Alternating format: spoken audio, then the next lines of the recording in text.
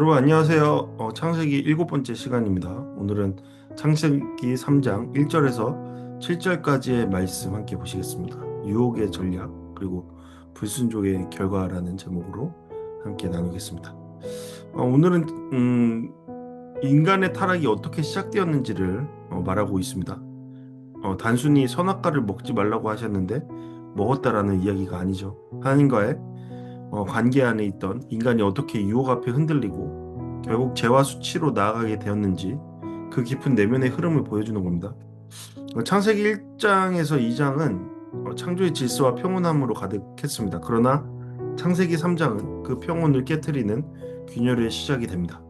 이 사건은 인류 전체의 역사와 현재를 설명해주는 근본적인 전환점이라고 볼 수 있죠. 이러한 내용의 오늘 말씀을 함께 살펴보시겠습니다.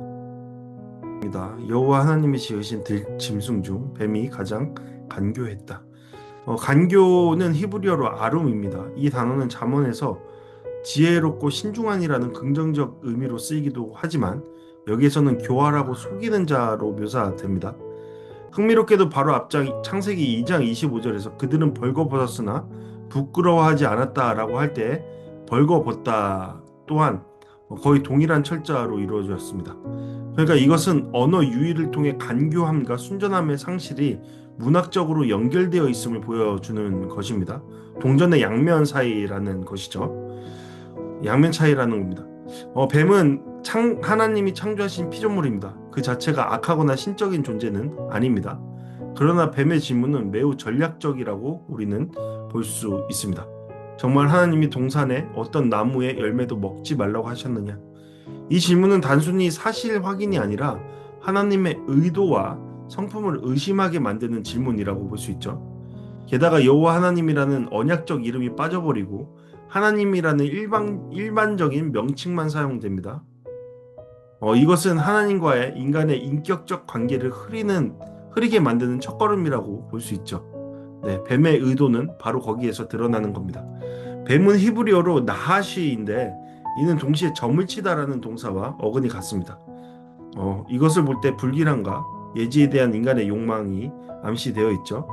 고대 근동에서는 뱀이 생명과 치유의 상징인 동시에 혼돈과 죽음의 상징이었습니다. 창세기의 저자는 이 뱀을 더 이상 신화적 존재로 두지 않습니다. 하나님이 지으신 짐승 중 하나로 위치시키고 그럼으로써 신격화된 뱀을 해체합니다. 뱀은 신격화될 수 없는 그저 하나님이 창조한 짐승일 뿐입니다. 그리고 죄의 책임을 인간의 선택에 두고자 하고 있습니다. 여자는 이제 뱀의 질문에 답합니다. 우리는 동산의 나무 열매를 먹을 수 있어요.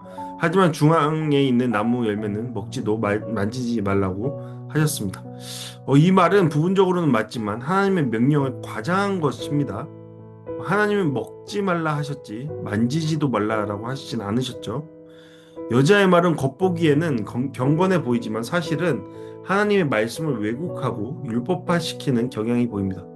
뱀과 마찬가지로 여호와라는 이름을 사용하지 않고 하나님이라고도 말합니다. 그러니까 앞에서 말한 뱀의 어떠한 흔들고자 하는 그러한 노력의 결과가 여자를 통해 나타난다라고 볼 수 있는 겁니다. 곧 여자는 이러한 상황들 답을 하는 이 과정을 통해서 하나님과의 어떤 거리감을 드러내고 있는 것입니다. 이제 뱀은 본색을 드러냅니다. 4절과 5절 말씀입니다. 절대로 죽지 않을 것이다. 그 열매를 먹는 날에 너희 눈이 열려 하나님처럼 될 것을 하나님이 아신다. 뱀은 하나님의 명령을 정면으로 부정하고 있습니다. 죽지 않는다는 말은 반은 사실입니다. 인간은 즉시 육체적으로 죽지는 않습니다. 그러나 실제로는 관계적 죽음, 영적 단절이 일어납니다. 이후에는 육체적 죽음이 필연적으로 따르게 되죠. 뱀은 하나님이 무언가를 숨기고 있다. 너희가 더 나아갈 수 있는데 막고 있다는 생각을 여자의 마음에 심습니다. 이것은 하나님에 대한 신뢰를 무너뜨리는 치명적인 공격이라고 볼 수 있습니다. 본문에서는 사탄이라는 이름이 직접 등장하진 않지만 요한계시록 12장 9절은 뱀은 곧 마귀라 사탄이라 라고 명시하고 있습니다. 기독교 전통, 유대 문헌, 그리고 바울 서신 등은 일관되게 이 뱀을 사탄의 도구 또는 사탄 그 자체로 보아왔습니다. 하지만 창세기의 핵심은 사탄이 누군가보다는 인간이 어떻게 유혹에 반응했는가에 대해 초점을 맞추고 있습니다. 곧 인간의 어떠한 변화에 대해서 더욱더 집중하고 있는 것이죠. 자, 이제 인간은 처음으로 죄를 짓게 됩니다. 유혹의 열매를 따는 것이죠. 여자가 보니 그 열매는 먹음직하기도 하고 보암직하기도 하고 지혜롭게 할 만큼 탐스럽기도 했습니다. 이 구절은 욕망의 세 요소를 드러내고 있죠. 육신의 정욕, 먹음직스럽다. 안목의 정욕, 보암직스럽다. 이생의 자랑, 지혜롭게 할 만큼 매력적이다. 여자는 판단을 자신에게 맡기고 있습니다. 하나님의 말씀보다는 자신의 눈에 보이는 것, 자신의 판단이 더 옳다고 생각한 것에 비중을 두고 있습니다. 여자는 남자에게도 주었고 남자는 아무 말 없이 먹었습니다. 여기서 남자의 죄는 묵인의 죄입니다. 무관심의 죄입니다. 따라서 죄에 대해서 무관심한 것도 묵인하는 것도 죄라고 볼 수 있습니다. 그 죄에 손을 잡는 것이죠. 그들의 눈은 열렸지만 얻은 것은 지혜가 아니라 수치였습니다. 그들은 벌거벗음을 알게 되었고 무화과 나무 잎으로 몸을 가렸습니다.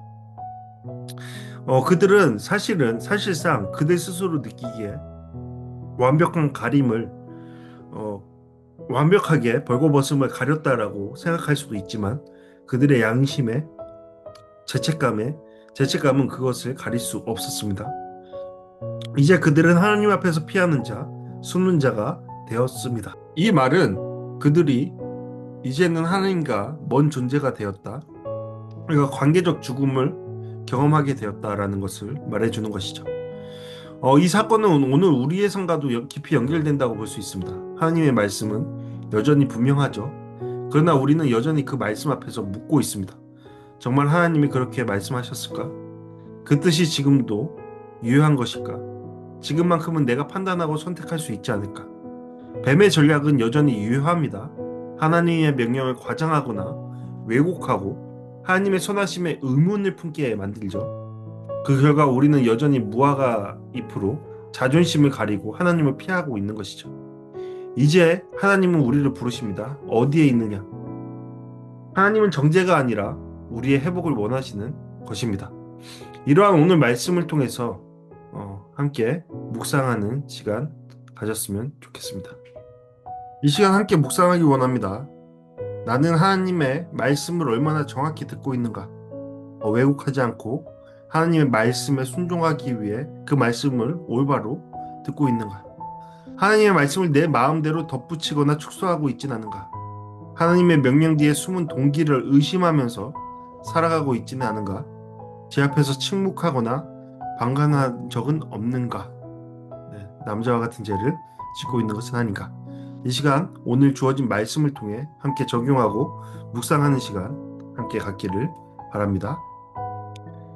이 시간 함께 기도하겠습니다. 주님, 제 안에 왜곡된 말씀과 해석과 의심을 드러내 주소서.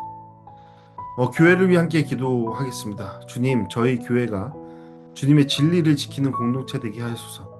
또한 죄된 것을 눈 감는 것이 아니라 죄된 것을 밝히고 주님의 거룩으로 세워져가는 공동체 되게 해달라고 함께 기도하기 원합니다. 한 사람을 위해 기도하겠습니다. 지금 하나님을 오해하고 있는 이에게 진리의 회복을 주소서. 함께 기도하는 시간 갖도록 하겠습니다. 여러분, 우리의 선악과는 무엇입니까? 우리는 그 선악과 앞에서 어떤 모습을 취하고 있습니까? 주님은 오늘 말씀을 통해 우리 가운데 말씀하고 계십니다. 네, 다음 시간에 함께 다시 한번 말씀 보도록 하겠습니다. 감사합니다.